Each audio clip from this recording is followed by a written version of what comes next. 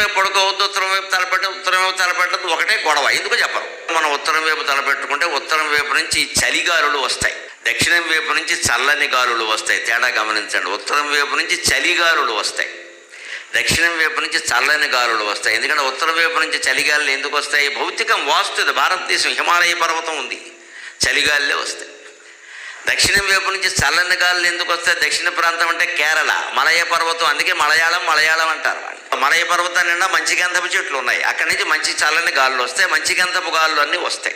అందుకే మనకి వాస్తులో ఇల్లు కట్టుకునేటప్పుడు దక్షిణం వైపు పెట్టండి, దక్షిణం వైపు తెరిపెక్కడ. ఇప్పుడు గోడ పక్కన గోడ కట్టి అపార్ట్మెంట్ పెట్టేవాయి. తెరిపెక్కడ వాడి గాలి మనకి, మన గాలి వాడికి, మొత్తం పోయింది.